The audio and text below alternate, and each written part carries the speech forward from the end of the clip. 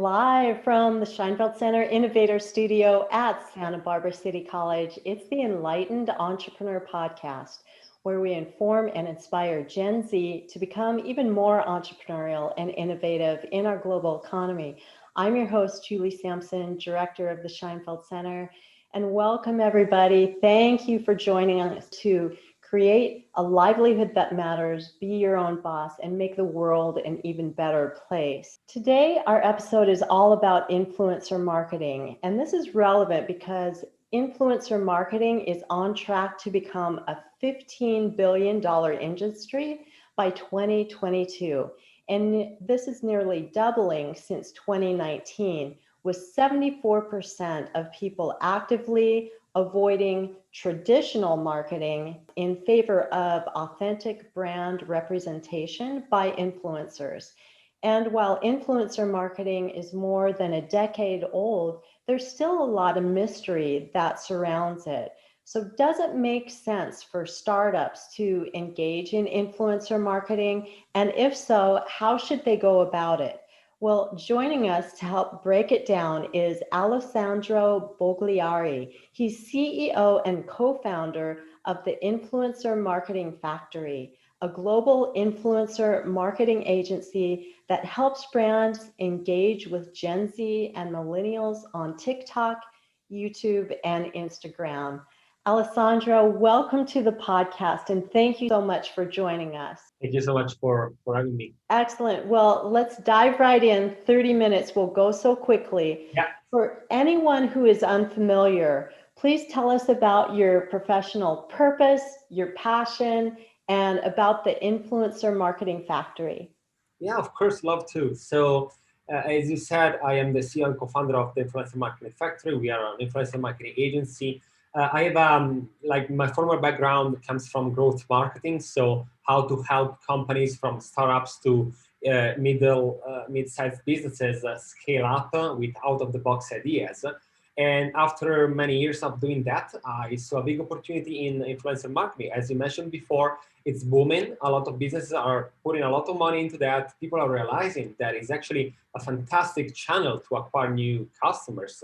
And so I decided to moved to the States from Europe. I'm originally from Italy. So after some time in Copenhagen, Denmark, before I was in Milano, I came to the States and opened up the agency. We are now more than 20 people working together between Europe and the States. Our core business, it's influencer marketing on TikTok, YouTube, and Instagram. And I'd say that TikTok has been one of our core businesses. When we started the business, we saw a big opportunity, a blue ocean market, and not a lot of people were like, looking at that as actually a real opportunity as business. Many people were saying it's just like, kids app, but don't even like, waste time on that. But actually we did, we put a lot of effort in that.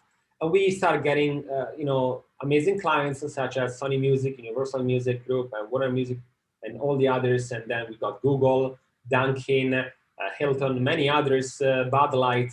And so, this is helping us in understanding how the market is going. I'm personally also looking a lot what is happening not only in the States, in Europe, but also the Chinese market that is years ahead when it comes to influencer marketing, key opinion leaders, and live streaming. So I'm looking into that every single day. My core business, again, is influencer marketing and looking at what is happening with social commerce and live streaming. And really happy to be here today, telling a bit more what is influencer marketing. There's still a lot of confusion sometimes. So I hope to give some clarity in, those core questions that people might have. Congratulations on your success with your company. That's super exciting. Thank you so much. Let's make sure that we're all on the same page. And so how would you define an influencer? Sure, this is a really important question. There is still, I think, a lot of confusion sometimes between who is an influencer, who is a content creator. Sometimes it might be both of them. But I say that as the word itself, says, you have to be someone that can influence the others in doing something. Could be in taking an action like buy a product online. Could be influence the others in maybe changing your mind on a certain topic or a concept. Could be politics, could be science, could be many things. But it's mostly about the trust that you can have and you can give to the others. You have to be an expert the majority of the times on a certain topic. And when the people understand that you are an expert, you can be someone that can be trusted. You are like native on social media, then you become an influencer. So it's not just about the content; it's the type of relationship that you can really start with your own audience. So again, it's content, it's relationship, it's trust, expertise, knowledge. A lot of these things together be natively on social media. Excellent. That's a really good definition of influencer. And then the influencers themselves can be divided up into different types, often according to how many followers they have, right? Could you walk us through that? Yeah, of course, I'd say that the easiest way to, divide and split by categories, of course, it's also by the number of followers. That is because we are used to most Instagram followers that, based on the number of followers that you have, at least this was like back in the days. Likely nowadays it's just not anymore about the influencer, the followers numbers. But you can easily say you're nano, macro, medium, macro, celeb, depending on the number of followers. But again, really depends by each medium and each social media. In fact, if you have, let's say, 1 million of followers on TikTok, you're not that big because it's quite easy thanks to the algorithm and how the medium works, that you can easily get a lot of thousands of followers overnight if one of your videos goes viral.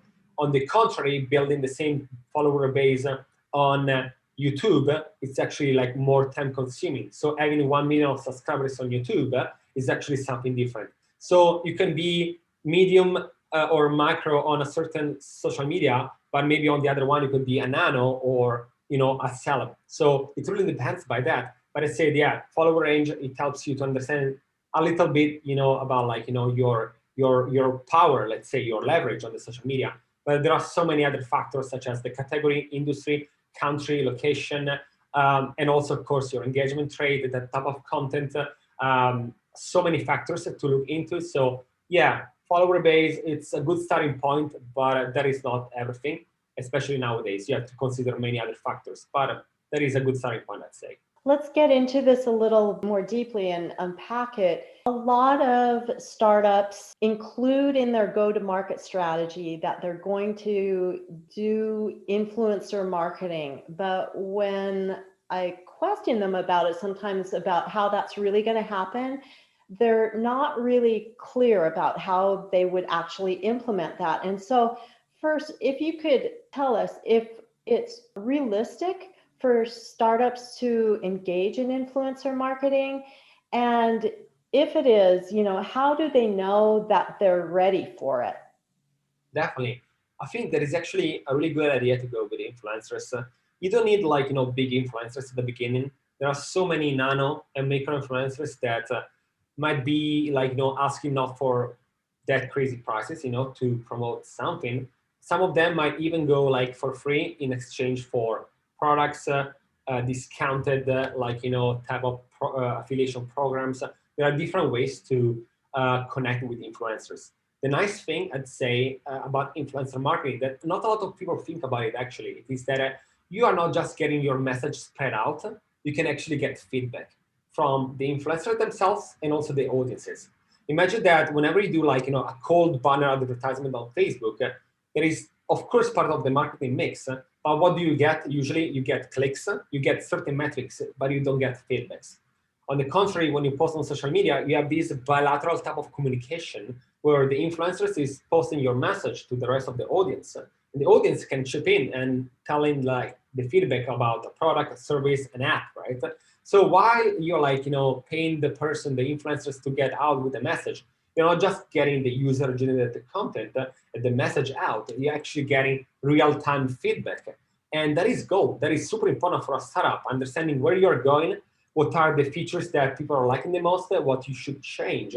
So I think that startups should look into influencer marketing not just as a mere acquisition channel, but actually as more than that, actually having a sort of survey in real time to their targeting audiences. So I would use it since day one, go in beta version and test it out and see how, if people like it, That makes a lot of sense. And so what are some good kind of overall objectives that startups should have, when they're starting out with influencer marketing? Because there can be different objectives, ways of using it. So what are your thoughts on that?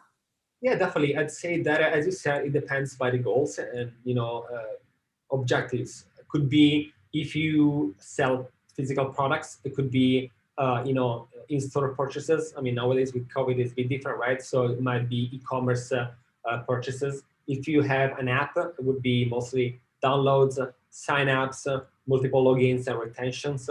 If it is about the service, it could be if maybe someone landed on a landing page and bought a certain service. So it depends, right? The different metrics. So first of all, as you would do in any other type of digital marketing approaches, you have to look into your KPIs, first of all, understanding why, like, what do you want? Okay, what do you want to achieve? Once you know your KPIs, you have to write down your objectives and goals. I'm talking about numbers, okay? So metrics and your goals. So let's say you want more sales, more apps. You have to have a number in mind. That will help you to understand if what you're doing in terms of influencer marketing is actually working or not. A lot of people, I think that they do the mistakes. This is not just startups. I'm also talking about big brands. Sometimes they invest money, but they do not track things. As you do track things on Facebook ads, Instagram, Google display, why don't do that also on influencer marketing? You want to know that if you are getting involved, let's say 10 influencers, each of them, they should have a different tracking links with UTM parameters, tracking pixels. You want to be sure that if you're investing money or even just your time, you want to see the return on investment on that. So just to recap, let's say KPIs, and then understanding the different objectives, metrics and goals, looking for the right influencers, demographics, type of content, sharing the same brand values. And after that, you have to look into all the different management of the campaign, and every single day looking at how the things are going. You just don't want to say, I invested in influencer marketing and that's it. You want actually to see if the return on investment makes sense for you. And yeah, so looking at that in a serious way, as you would do with all the different other digital marketing channels. Excellent. And you mentioned KPIs, key performance indicators. Could you give a overall definition of that? Yeah, of course. I mean, when you have a business, you are usually driven by sales or by other metrics, right? Such as sometimes it might be brand awareness that is definitely more difficult to track. But let's say that you have an app. Okay, this is a typical example for us. We have a lot of apps as a client, and they have different key performance indicators. So that those are metrics that helps you understanding how your business is going. Usually you have let's say, by Q1, quarter number 1 or 2 or 3 or 4 during the year, you have certain goals that you have to achieve. Maybe because you got funding investors, maybe because you have to survive your first year, because you have to get to break-even point. So depending on that, you know that you have your certain KPIs, and that is important to know which one they are. A lot of businesses, they are confused, they want to grow, but they don't really know what is their KPI. So imagine that maybe it's not just the number of downloads, right? For some apps could be, for example, one KPIs could be that they want a certain retention rate. So how many times a user comes back to the same app during the week. And maybe they want that, their KPIs is that they just don't want their downloads, they actually want, at least 3 logins during the same week after the first week, So I imagine a lot of apps with subscription models, freemium models, they don't care just too much about the downloads, because downloads won't bring them most probably a business, but it is from those users that convert to paying users. So their KPIs, for example, for the influencer marketing campaigns could be, yes, we do care about downloads, but we also actually care about paying users. So you can have actually several KPIs, and for each of them, you can calculate a different return on investment. So you can pay, let's say, $10,000 for a campaign, and your customer acquisition cost could be X amount of dollars, and your retention rate could be cost this other one. You should have a sort of dashboard where you can have an overview of all the KPIs. What did you achieve? What did you miss? And that will gonna help you. If you have only like, qualitative ideas of what you want to achieve, like, oh, I want to have more downloads. What does it mean? You should have like a number in mind. Thanks to that, you can see, did I miss my, like, my goals? Did I did more than that? And based on that, you can see where should, like, focus more, or, so again, like that is, I'd say, the number one step, and a lot of people like miss out: KPIs and goals. In terms of budgeting for influencer marketing, I think I saw a figure that for every dollar put into influencer marketing, that like 6 can come back. That type of benchmark. Is that accurate, or is there a benchmark like that startups can use to kind of gauge where are they at in terms of their return on their investment? Yeah, no, definitely. I know you're referring to some studies. Usually there is like, for $1 spent, there is usually $7 back. Mm-hmm. To be honest, I am always a bit skeptical about certain studies where it comes to budgets, because, depends by the country, depends by the industry. There are so many things to factor in. What I want to say is that you don't have to think about influencer marketing as something that you put like money in, you get money out the same day or maybe one day later. For that, you can do Facebook ads, you can do like some other, like, ways to actually do marketing. Influencer marketing is more than that. As I was saying before, it gives you user-generated content that is more authentic and relatable. It gives you these real-time feedbacks. It gives you content that you can use. And you don't have to spend maybe for like, professional shoot, right? You can do that. Like the influencer is gonna do the content for you, and also it's gonna bring you like, brand awareness and also more sales. So I think that it's important not to think that if you're not getting your money back the same days or the same week, it was maybe a failure or it didn't work out. It's just because the behavior of people on social media works differently. So you might see an influencer advising you on buying a certain product, but it doesn't mean that you're going to buy in that specific moment. You might save it, you might put it in your cart, right, on your digital cart, and then you might look for reviews, you might see our marketing display banner, and maybe after a month, you buy that. We ran a survey to Gen Z and millennials. They say, for us, it takes a lot of days before doing a purchase. So even if you don't see the return on investment in the immediate, it doesn't mean that it's not working. Just that the behavior and the habits are different from the typical display advertisement. So when you're paying for influencer marketing, you're actually paying for a package that comes all together. While we're on this financial end of things and return on investment, I would think that part of the equation here is making sure that you choose an influencer, the best influencer that you can for your particular startup. So what should startups think about when they're trying to identify an influencer? How do they know whether an influencer is good for them or not? Yeah, really good question. So there are, I'd say, different approaches to that. There is, of course, the things that you can see from outside, so certain metrics, the follower base, the engagement, and so on. The type of content to see if they align with your brand values. You should check if the same influencers maybe never already maybe mention other competitors, if there is anything that might overlap there. But then there are also a lot of platforms. There are some that are really expensive, so more like on the agency side, cost you hundreds of thousands of dollars at the end of the year. But then there are also other platforms that might cost you a few $100s, some others even less than $100 per month, that can give you actually more insights about the audience of the influencer.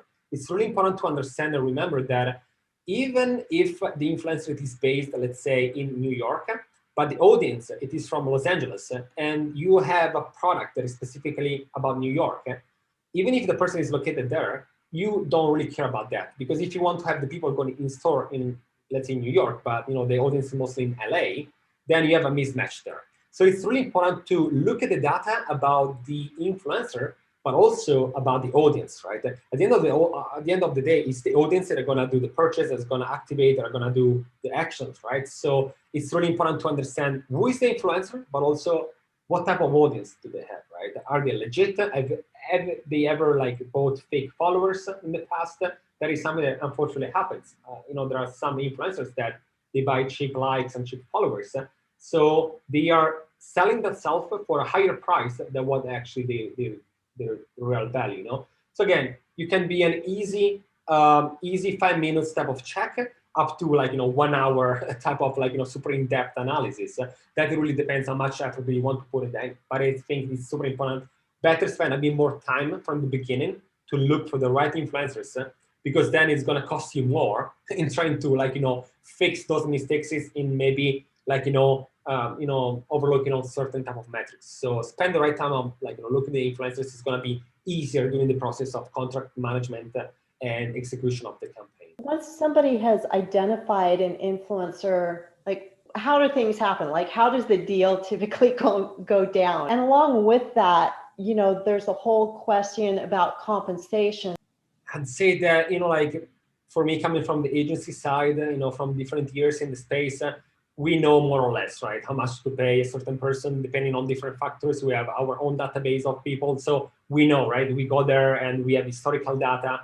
We know more or less what to pay them. If you're new to that, it might be a bit difficult at the beginning because you could definitely get maybe a totally wrong pricing from both ends.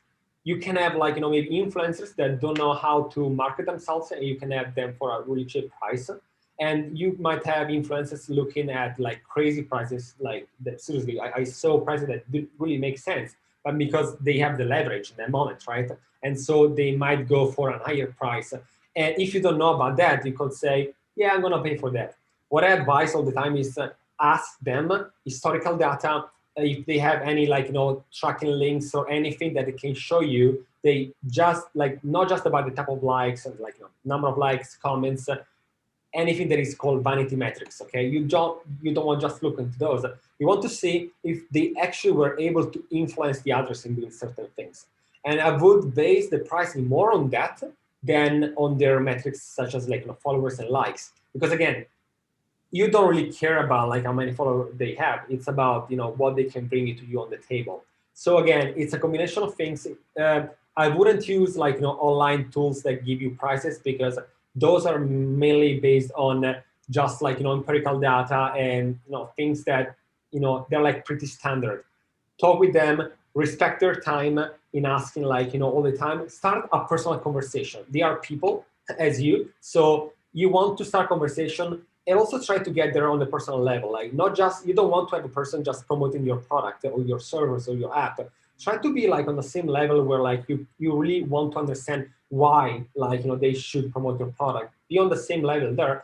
And then yeah, prices come, of course, but if you can connect, on a personal level, there is a big difference than bidding on a programmatic level, like a Facebook advertisement.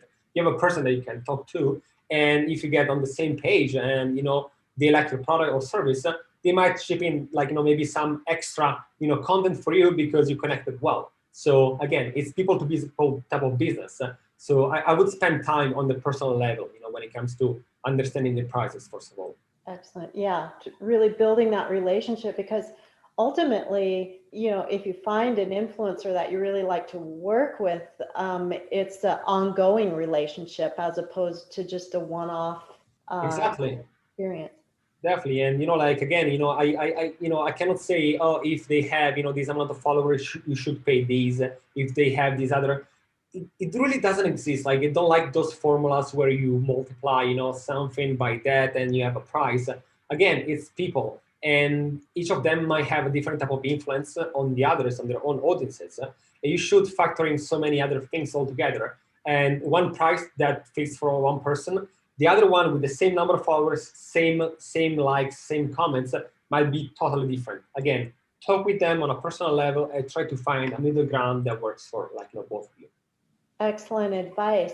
Hey, Alessandro, we have some questions from the audience. So a lot of my students want to become influencers and base their business plan on that. Any advice for them, or is that a different conversation? Well, let me jump in and say we did do a podcast last week about how to become an influencer, but Alessandro, I bet you have something to add to that conversation.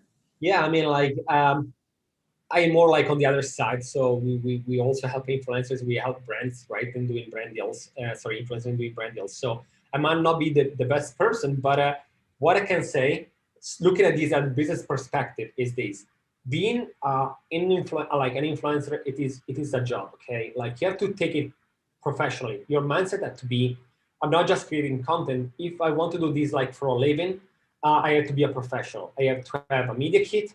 I have to know my pricing. I have to know my values. I have to know myself as an online identity. I have to be present. I have to reply to emails the same day. I have to be respect of deadlines of the client that is paying me. I have to be respectful of the agency that is working with me. And I can see that a lot of people are fascinated by the world of being like an influencer, but they might not realize there is so much more than posting content. There is a lot of times days that flow by just in creating content, in optimizing that for social media, and you have to also take a lot of time in becoming an influencer that it maybe has certain values that is different from the others, and you also have to learn how to do personal branding, to go to brands and really ask for money. So it's time consuming. It takes a lot of patience, a lot of effort, and I want just to say clear that it's a work and it takes time, and you have to have like a professional mindset. And it just doesn't take one day to become an influencer. For some people, it took years.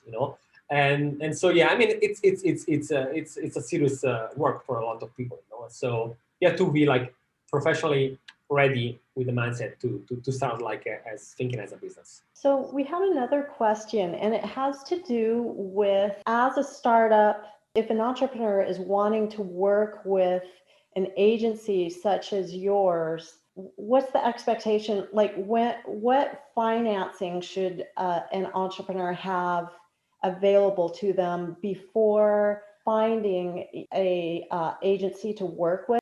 Definitely, yeah, good question. I think that it depends by, of course, the size of the business. For example, we at this moment, for example, we decided to have entry level type of budgets, mostly because we have now like bigger team. So of course we cannot just take anymore any type of business, but there are different type of agencies. So there are like really small agencies that might get like really small budgets on. There are like some like ours that we work from like $15,000-$20,000 minimum as a test budget. There are going to be other companies that are below 50K, they don't even start, and others like the big agencies around from like many years, they only go multi-millions contracts, like multi-years type of contracts. What I do advise all the time is that before getting in touch with an agency, if you don't have maybe enough budget, or if you are still trying to understand, try to do things in-house, mostly to at least do, you're going to do mistakes at the beginning. It's normal, right? In business, in marketing, everything. It is better if you do your mistakes in-house at the beginning to understand who you are as a business, what type of influencers you want to use, work with, and so on. And only when you're like really like, okay, now I want to scale up, you want to go to some agencies and ask their help. But imagine that at the beginning, and I say this like, totally contrary, like my own interest, but I mean, we work on markups for our type of work, right? Maybe at the beginning you want to go directly to some micro influencers, just for trying to understand what they want in terms of pricing. So play with that, and once you have enough budgets, then you can scale up with agencies. I think that agencies come in when you want to really go more professionally speaking, right? And scaling up your business, go to other countries, open up to new markets, and so on. But if you're like a startup and maybe initial budgets, you can definitely start by yourself and play around with things. And when you're ready, you can reach out to, usually you reach out to 3-4 agencies, you ask different proposals, and based on the type of pricing and what you like, you usually choose one, you test out things. If you like them, you stay with them. If not, you try another agency, you compare things again, KPIs, parameters, metrics, customer acquisition cost. And at the end of the quarter, you're gonna see if it's something that works for you or if it doesn't. Excellent. Well, Alessandro, if you can believe it, that was 30 minutes. It goes so quickly. Yeah. Thank you so much for helping us crack the code on this influencer marketing. And I'm sure that with what you presented here today, that people would like to catch up with you, follow you, become more familiar with your company. So what's the best way for them to do that? Yeah, of course. They can go on the influencermarketingfactory.com. There is our website to find more about our clients and case studies. And also they can add me on LinkedIn or Instagram. I'm always happy, to help with certain questions, especially young entrepreneurs. I know that it's challenging at the beginning, so happy to help when I can. Thank you so much, Alessandro. Thank you so much for having me. To the rest of our audience, we hope that this discussion supports you in incorporating influencer marketing into your go-to-market strategy. And we'd love for you to join us here next week so that we can continue to build our community and help aspiring entrepreneurs like you bring great things to life. So please like, share, and subscribe so that we can build our community. And until next week, everybody, have a great week. Stay strong and keep bringing your great ideas to life. Thanks again, Alessandro. Bye, everyone. Thank you. Bye.